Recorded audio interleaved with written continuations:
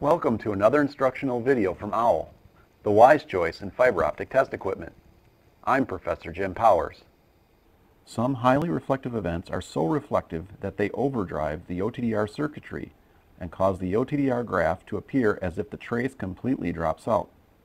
This video will cover the issue called saturation inversion, which only appears when overly reflective light causes the internal OTDR circuitry to become saturated. Every OTDR suffers from saturation issues. Many high-end OTDRs include additional circuitry that attempts to quench the saturation as it occurs.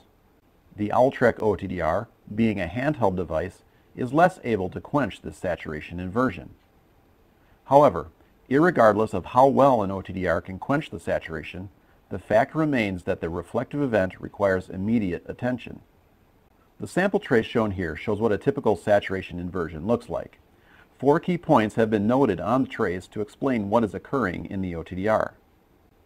First, the red line at the top of the reflective peak shows that the OTDR has been saturated. Please note that when the peak has a red line, the reflectiveness value is not being reported properly. Second, the flat line at the bottom of the trace shows that the OTDR has been overdriven and has inverted the trace.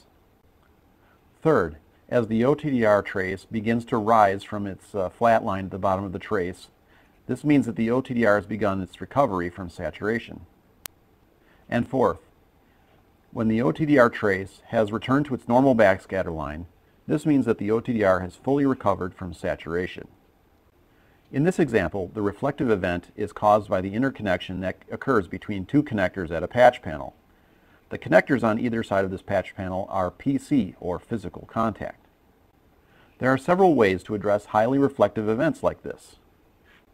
First, thoroughly clean and inspect both connectors for debris or damage. Second, if the connectors appear damaged after thorough cleaning, you could try repolishing the connector end faces.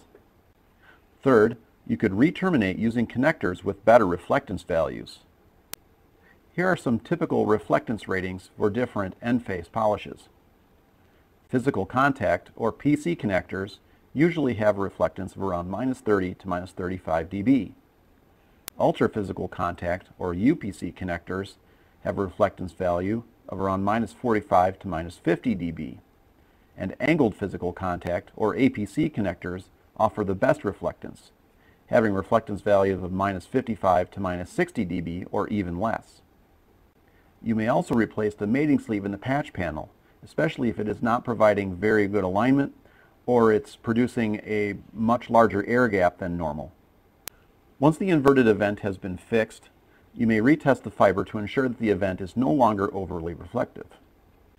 Another helpful tip for mitigating reflectance comes from the Fiber Optic Association website.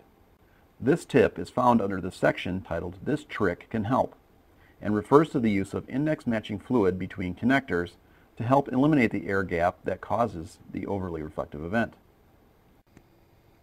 This has been another instructional video from OWL, the wise choice in fiber optic test equipment. For more information about additional instructional videos or OWL fiber optic test equipment in general, please visit OWL's website at owl-inc.com. I'm Professor Jim Powers. Thanks for watching.